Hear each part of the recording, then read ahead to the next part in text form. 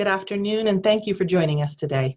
My name is Shannon Kupka. I'm a project manager from Comagine Health, and I'd like to welcome you to our half-hour Hot Topics series. These webinars are designed to provide you great ideas on dementia care, behavioral health, and antipsychotic reduction strategies in a 30-minute time frame to accommodate your busy schedules. They are brought to you by Comagine Health teams, formerly Qualis and Health Insight, from Idaho, Nevada, New Mexico, Oregon, Utah, and Washington, and sponsored by the New Mexico Healthcare Association and Comagine Health. We are excited about today's presenter. Dr. John Donaldson is a former assistant professor of consultation and liaison psychiatry at LSU Medical Center and regional medical director for the state of Louisiana. John had been involved with numerous studies and research projects for LSU in the state of Louisiana, and he has extensive knowledge in various aspects of mental health.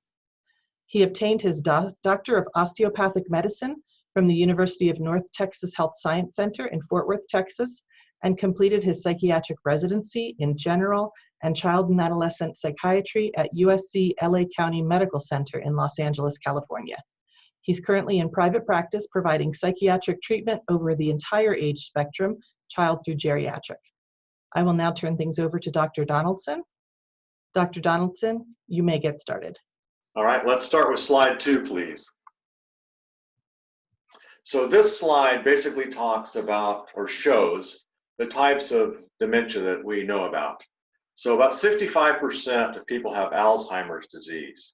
Now, many times you'll be quizzed about people saying, well, I have Alzheimer's disease, or my loved one has Alzheimer's disease, but I don't have dementia, or vice versa. What I want to try to explain is that dementia is like an umbrella. And underneath that are all these different diseases, including Alzheimer's disease. So Alzheimer's disease is approximately 65% of all dementia. About 10% is AD stands for Alzheimer's disease. AD and vascular is about 10%. Lewy body dementia is about 7%. And then Alzheimer's disease plus Lewy body is another 5%, so we're at a total of 12. Then vascular dementia is about 5%, and then if you add the Alzheimer's disease vascular dementia combination, that's about 15%, and then all the other dementias are about 8%, and those would include all kinds of different things, such as the frontotemporal dementias, the Parkinsonian syndrome diseases like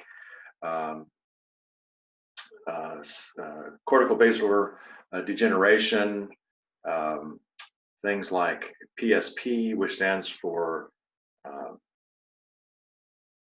I'm blanking, sorry, PSP, which is supranuclear palsy, progressive, things of that nature. So that's what is encompassed in that other 8%.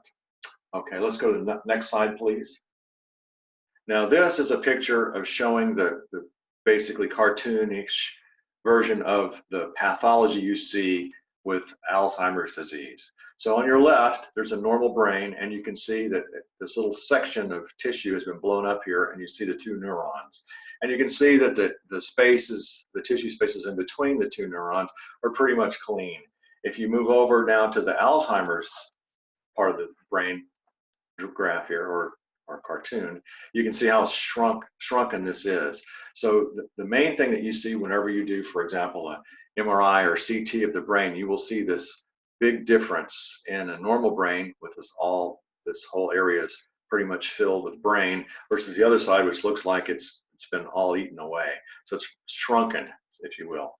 So when you look at that tissue, what you'll see is these neurons, and you'll see these plaques inside the spaces between the two neurons, and then you'll see the neurofibrillary tangles inside the actual neurons. And we think that that is the reason why people have these disorders, and that the nerve cells actually die because of the buildup of these proteins. So amyloid plaques and neurofibrillary tangles are really proteins.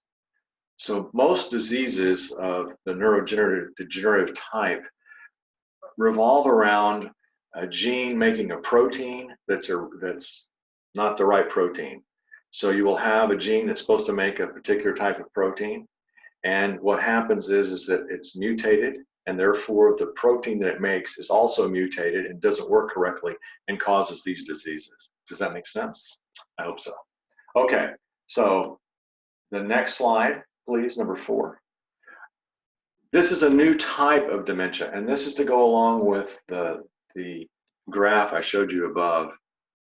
And that shows that there's a new dementia type. It's called LATE, L-A-T-E, which is an acronym for Limbic-predominant age-related TDP-43 encephalopathy. So that's a really long name for this type of protein, basically, that causes the disorder. Remember, just a minute ago, I said that these diseases, these neurodegenerative diseases, are usually caused by mutations of genes that make an aberrant protein, and that's what we have here. So you get this accumulation in this disease of this protein TDP-43.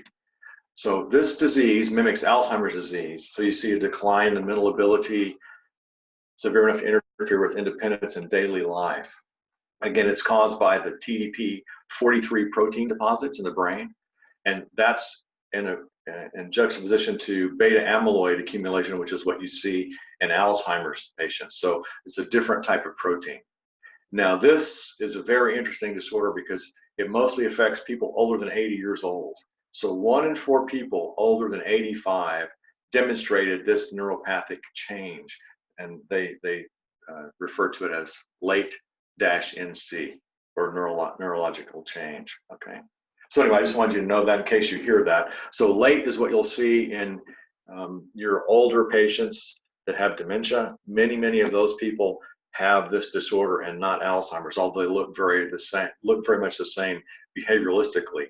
But if you do brain biopsies, then you'll see quite a different picture. Okay, next slide, please. Okay, so of the causes of dementia, there are reversible causes, and that's really a delirium. So with deliriums, what you look for is vitamin deficiencies and underactive thyroid, blood clots, infections, other diseases that you can cure. But with dementias are fixed and they're progressive. So that means that once someone starts developing a difficulty in their memory or a deficiency in their memory, then it will not get better. It'll just slowly get worse. So with Alzheimer's disease, the protein problem is plaques and tangles. With the vascular dementia, what you see is insufficient blood flow. So with a vascular dementia, it's basically stroke or some other disease where the brain tissue, the parenchyma, if you will, does not get enough blood supply and therefore not enough oxygen, and so it dies. Now, you've heard the phrase TIA, or transient ischemic attack. Well, that's because that particular part of the brain, that tissue, was for some reason or another limited in the amount of oxygen it could have.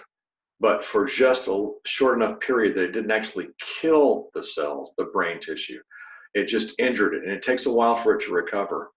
With a stroke, on the other hand, the oxygen deprivation lasts so long that the cells actually die, and once they die, they do not come back. So the TIA, transient ischemic attack, is really just an injury that can recover, but the stroke is actually death of the cell, and you will not recover those deficits. Okay. The next type of dementia is called Lewy body inclusions, and that's really a Parkinson's dementia, Lewy body dementia, and probably the Parkinsonian syndromes, such as corticobasal degeneration, multi-system atrophy, perhaps, and perhaps something like PSP, which is progressive supranuclear palsy that I talked about. Those things all seem to fit into this type of disorder. Also, when you're looking at Lewy body dementia, if you see someone has dementia and they start having a lot of tremor, then it's either because of Lewy bodies adding to, like, say, Alzheimer's disease, or it's that disease in and of itself without the Alzheimer's pathology. So anytime you see tremor, you have to think about these Lewy body inclusions being involved. Now, finally, there's temporal lobe degeneration, And frontotemporal lobe degeneration has many names. It's FTD for short, or FLTD. I'm sorry, FTLD, sorry. And this atrophy really involves the frontal and temporal lobe. So the shrinkage of the brain that I showed you in the cartoon above, that is what you'll see in the temporal lobes and also in the frontal lobes. So it's an anatomically different disease, but nonetheless, it can cause dementia. Then other types of dementia are TBI, and TBI stands for traumatic brain injury. You can have tumors in the brain, alcohol abuse, so Wernicke's and Korsakoff syndrome. That usually involves lots and lots of alcohol with poor intake of food. There's diseases also that affect the brain, like HIV and so on. So those are all things that can add to this neurocognitive disorder we call dementia, and it is irreversible. All right, next slide, please. Now, this is a cartoon of the brain. It shows the different lobes of the brain, and it also shows kind of what basically we know that they do. So for example, this first part in the front here on the left side, this orange part, this is the primary motor cortex is in here, and this is the frontal lobe, basically. So it controls speech, it controls smell, and executive functioning. So whenever you have Alzheimer's disease, for example, you have determination of your executive function is decreased because of the fact that this area is involved in producing that, and this is affected, especially the Lunder part, which is part of the process that's involved in memory. And if this is out of whack, then you can't smell, you can't process memory as well, and then so your executive function doesn't work. Also, the next one, the yellow one next to it, is the temporal lobe, and that's involved in facial recognition, reading, and some language as well. And so if you have difficulty in this area with, let's say, frontotemporal lobe, then you can have a lot of behavioral problems. People will have difficulty with facial recognition. They won't recognize other people that they should know, for example. And then if you look at the parietal lobe, which is right above the yellow, which is kind of a bluish green here, this is called the parietal lobe, and where your body is in space. So we're talking about balance and so on. Also, you can have some sensory difficulties if you have diseases that affect this. And then in the back part, you have the occipital lobe, and that's where vision is. And again, if you have some kind of injury back here, then you have to worry about things like inability to see or decreased visual range or visual area. So for example, one part of your vision, like say the left outer side, may be decreased by say a stroke or something. So basically, whenever you have someone who presents with some kind of abnormality of their functioning, try to roll it back to where the brain affects that base, and you can see probably where the pathology is coming from. All right. One more thing is underneath here, this thing, it looks kind of like a ball at the bottom. This is the cerebellum, and the cerebellum is involved in processing movement. So lots of difficulties with movement can be caused by cerebellar problems. The type of tremor with the cerebellum is very unique. It will be easily seen or recognized by your physician or the neurologist or whoever is seeing the person. Okay, so let's move to the next slide, please. I just want you to keep in mind when you look at that brain, again, that the brain serves different purposes in different areas. So if one particular area is not working in a person, then it's probably because of the brain injury to that area. And it'll give you a clue to what type of dementia is going on. Okay, so again, this is a slide I want to put in here because I want you to understand that despite the fact that delirium is reversible types of memory problems, they don't come back completely. In fact, fewer than 13% of people that have a delirium go back to where they were before at baseline.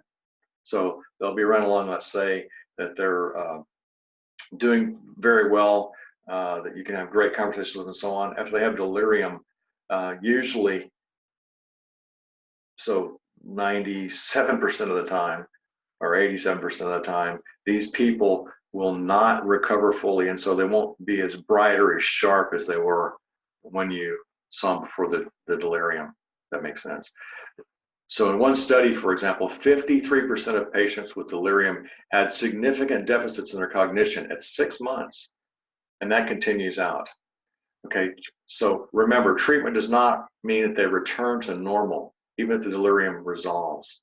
So really, treatable is a more appropriate term. It's usually not curable. Okay, next slide, please. All right, this is a quote by Sir William Osler, who's really the father of modern medicine. People could argue that, but he did some fantastic things. For example, he's one of the founding people for Johns Hopkins University, which was the medical training university in the United States. So he says, if many treatments are used for a disease, all are insufficient. And that's what I'm getting ready to show you, all the different treatments we have for dementia. Because remember, dementia, we can slow it down, but we have not cured it yet. All right, next slide, please.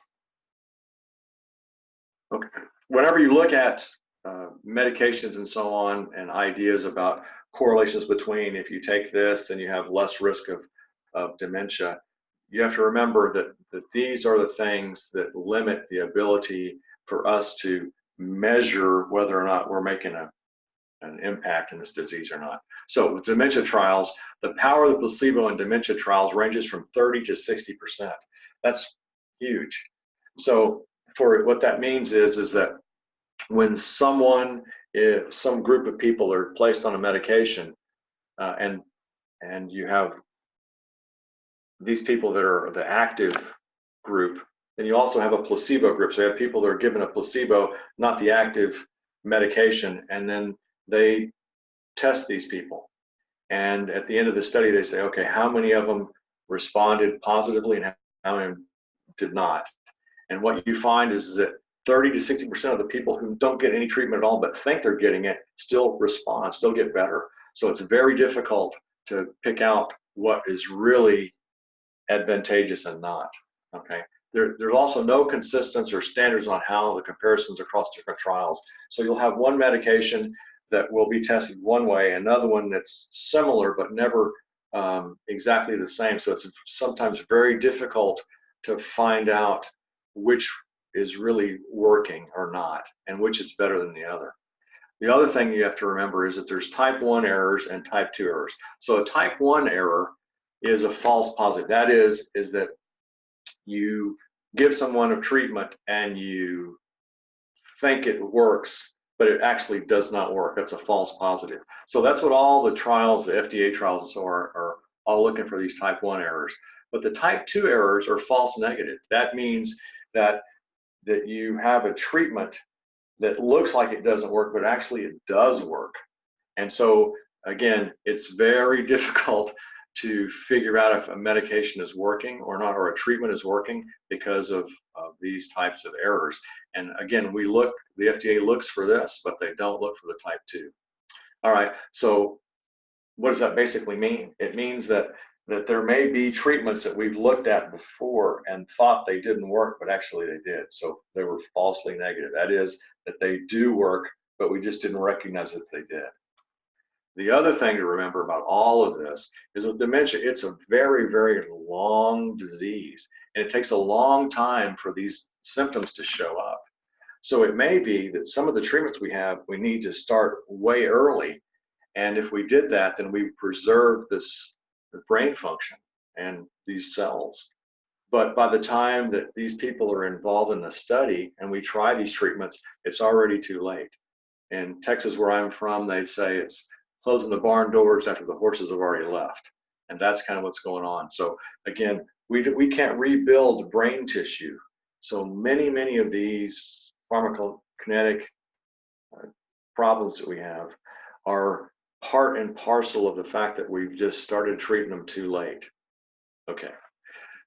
Another thing is that there's a process known as pharmacokinetics, which is really a way to think about what medications do in the body, where they just are distributed, how long it takes for them to reach a peak, and how long it takes for them to be eliminated.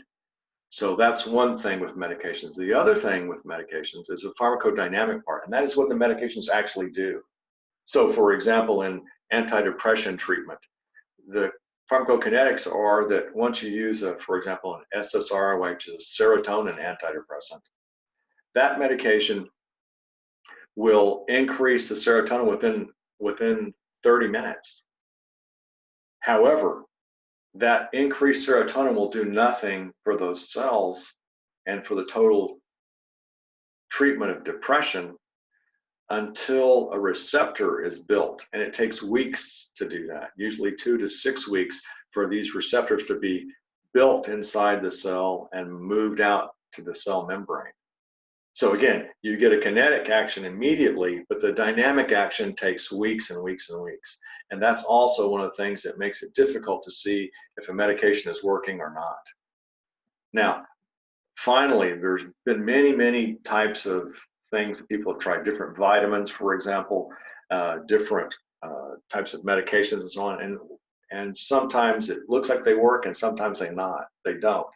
But in some of our designs of studies, we can't cover all these variables. So it may be that key supplements are not necessarily combined with the other part that they need. So maybe there's a 2-part solution that we haven't recognized. So for example, there is a thing about B vitamins, not just B12, but all the B vitamins and omega-3 fatty acids. It looks like in order for omega-3 fatty acids to do what they do, they need B vitamins and vice versa. And the B vitamins will not be absorbed readily without the omega-3 fatty acids. So it's quite possible that for the B vitamins to work for this disorder, for example, you have to have adequate supplies, adequate blood levels of omega-3 fatty acids. And sure enough, when they looked at that, that's what they found. So that's an example of 2 things just being discovered that don't necessarily look like they go together, but they actually do and make each other work. Synergistic properties, if you will. Okay, please, next slide. Now, what I'm going to show you is the different medications. Again, with the understanding that Dr. Osler pointed out that if many things are used for a disorder, all are insufficient. So none of these things are be-all, end-alls in themselves, but they can help. So cholinesterase inhibitors, or you're very familiar with these. These are probably the first treatments we really had. So right now we use donepezil, which is Aricept, galantamine, which is Razidine, and ribostigmine or Exelon. So these things, cholinesterase inhibitors work on everything except for frontotemporal dementias. For whatever reason, they don't seem to work. Now, once in a while, you'll have someone who has a mixed pathology like our graph showed earlier, and sometimes it will help. But as a general rule, if someone has frontotemporal dementia, these will not work. Memantine or Namenda is an NMDA blocker, and there's a new medication called Namzaric, which is a combo of cholinesterase inhibitor and memantine, and this medication works for Alzheimer's and all the other types of dementias, but not for FTD, that is frontotemporal dementia. There's another medication, this is a newer medication called Nudexta, but it's actually a combination of 2 very old medications. One is dextromethorphan, the cough syrup, and the other is quinidine, which is an old cardiac medication. The reason why they put these 2 together is that dextromethorphan, if it is not metabolized by the body, seems to work very well on NMDA and some other receptors as well, but basically NMDA. And this quinidine blocks the liver enzyme that destroys or converts dextromethorphan to the metabolite. If this quinidine level is high enough to block this from being metabolized, then this medication works quite well in lots of people. Again, not everybody, but a lot of times it works very well. So this is a new I guess, arrow in our quiver, if you will. Okay, new slide, please.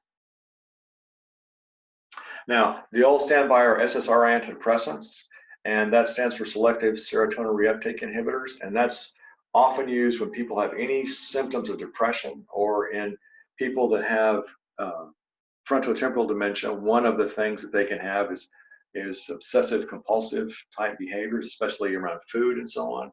And sometimes these SSRIs work very well to either eliminate that or at least decrease its prevalence. Now, there are other studies that show that selective serotonin reuptake inhibitors don't do very much, and so there is some debate. But I would say it's always better to try this medication than not and see if it helps. And that's probably with almost every one of these medications I've talked about. But of the two serotonin reuptake inhibitors that I think are the best is Zoloft. It's had the most really research, so it's better studied in elderly patients, or Lexapro, which is actually my favorite because it doesn't interact with anything.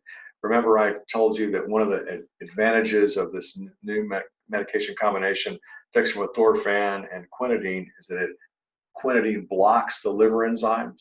Well, Lexapro doesn't inhibit or induce these liver enzymes at all, and it's not metabolized that way, so it doesn't interact with any other medication. So it's a great agent to use. So if you are looking for something to try, then I would try the Lexapro. All right, next slide, please. Okay, now this is something that's near and dear to your heart, and the biggest problem we have, because about 80% of people with dementia have psychotic symptoms at one time or another. And so the idea is okay, well, do these people need to be on these antipsychotics all the time? These are really horribly toxic medications.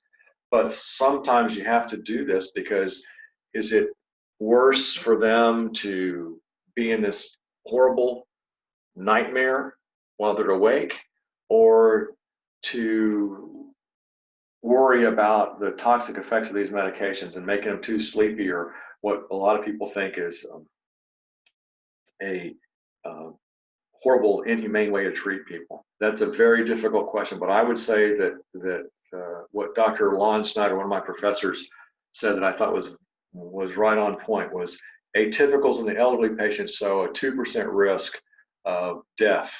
There's also an increased risk of falling and breaking hips and those kind of things, but that's opposed to they have a 20% chance of benefit.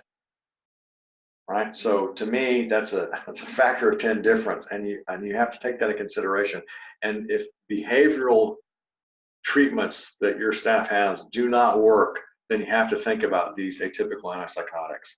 So of those antipsychotics, the typical antipsychotics like Haldol and Mellaril and so on, those medications are very difficult to take, and they really produce lots of movement disorders.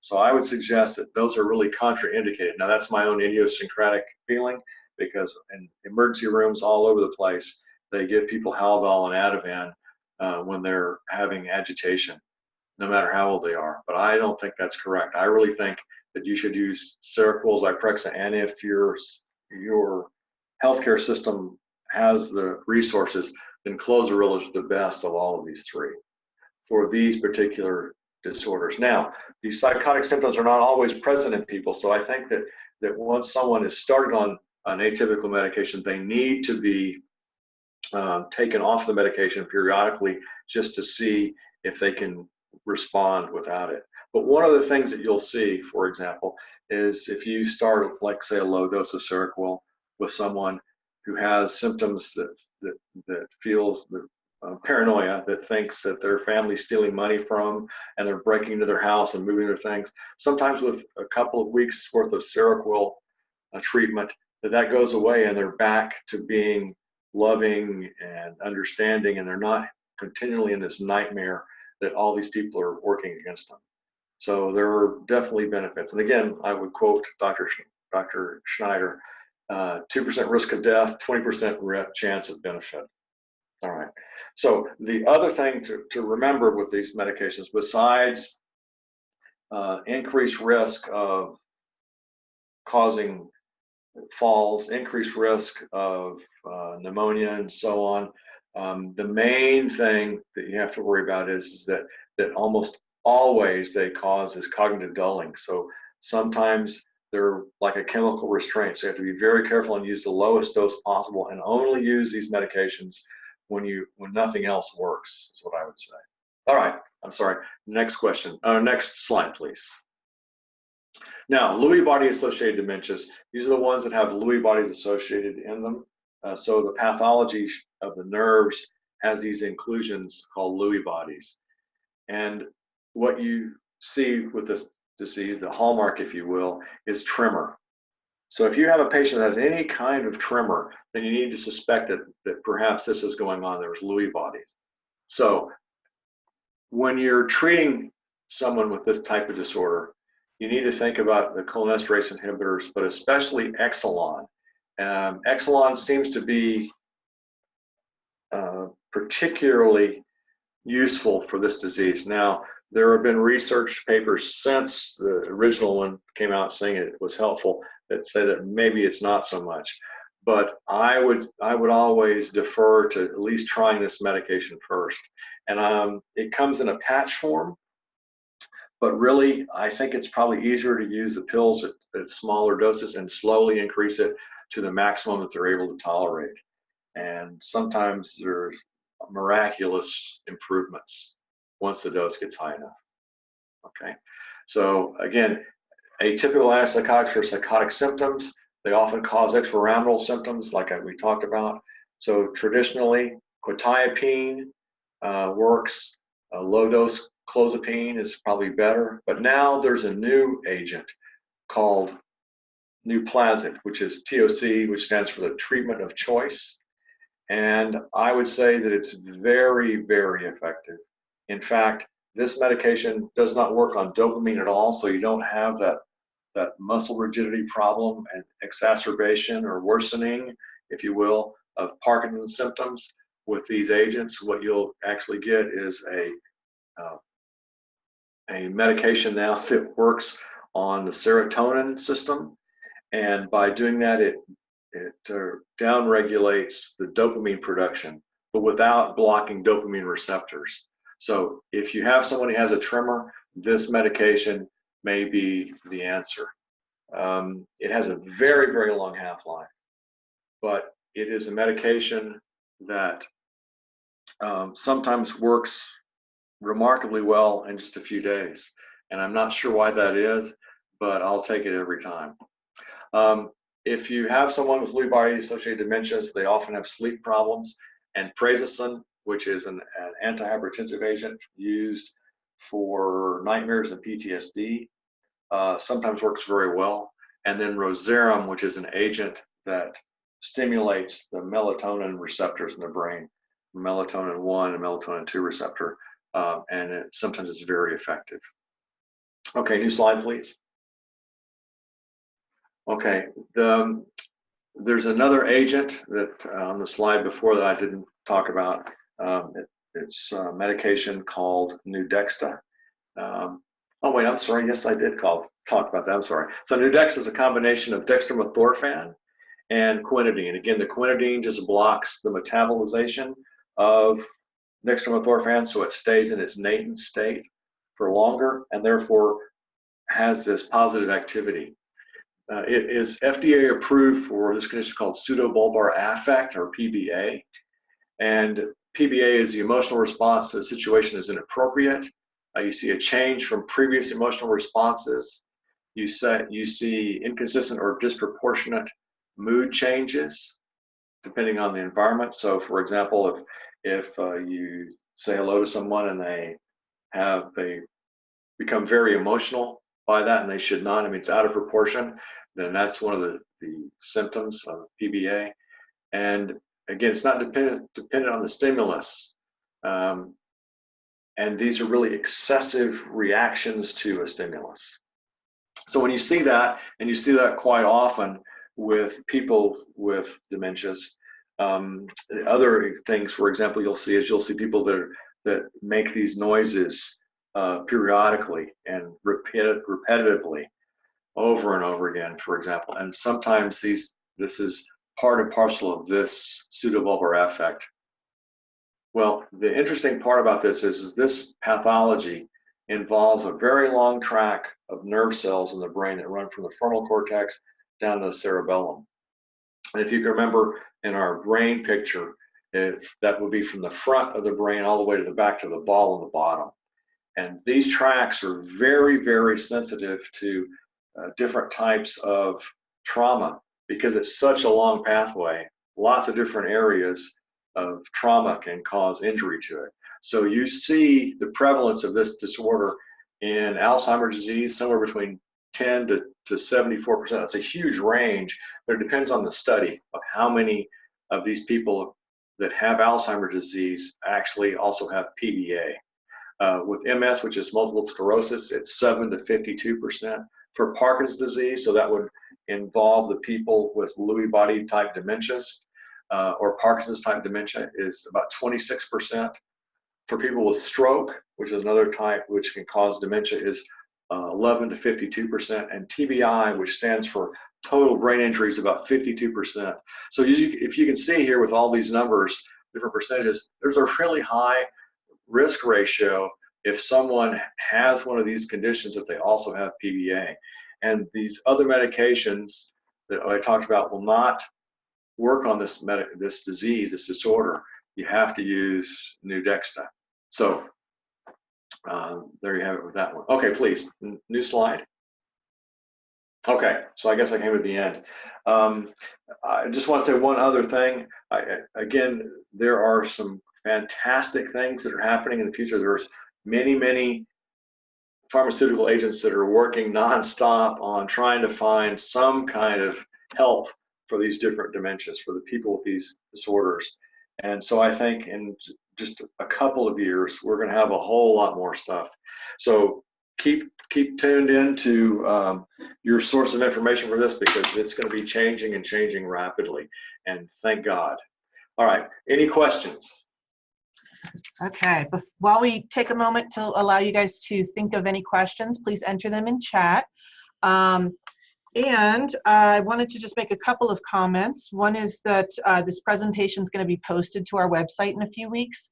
So for those of you who are interested in accessing it, we will have a link to this and all of our webinars in our nursing home library. And I've put the link into chat for those of you interested. So a couple of quick questions. Esty wanted to know your thoughts on use of Abilify. Abilify was a great agent, and the advantage of Abilify versus other atypical antipsychotics is that it is a partial agonist, which means instead of just totally blocking the receptor, the dopamine receptor, it also partially stimulates it. So an example would be if you have a faucet and the faucet is spewing out lots of water, you want to shut that down. So you use an atypical antipsychotic to turn it off, all right? So there's not so much water. Well, all we had is either all the way on or all the way off. But now with Abilify, we have it slightly on. So it's more physiologic, if you will. At least that was the idea. The problem is that, in my estimation, is that Abilify had lots and lots of side effects. And so it limited the ability to use that medication. Nowadays, there's a new medication, which is a different molecule than the Abilify molecule, but nonetheless, the idea was to make a molecule better than Abilify, and they did that. So that medication is called Rexulti, and there are some studies ongoing now to use that medication in people with dementia for that very reason. That is, it doesn't have as many side effects. I'm not sure what's going to happen with those. In my short trials of different agents, other than the three we talked about, that is Seroquel, Zyprexa, and Clozaril, using other agents like, say, Latuda or whatever, in the long run tend to cause a lot of Parkinsonian type symptoms in patients. That is, they get stiff, they get hunched over, they get no more arm swing, they may drool. all those kind of things, those Parkinsonian syndrome, things are produced by too much dopamine binding. Again, the idea with the Abilify is that you're not going to have that because it has just a partial agonist, a partial blocker, not a complete blocker. And that, again, holds true, except for the fact that there's probably better with Rexulti. But is it too much binding? Are you still going to have these difficulties? It's hard to see. In my experience, again, anything other than Seroquel or Clozaril or maybe even Zyprexa, you're going to have too much dopamine binding.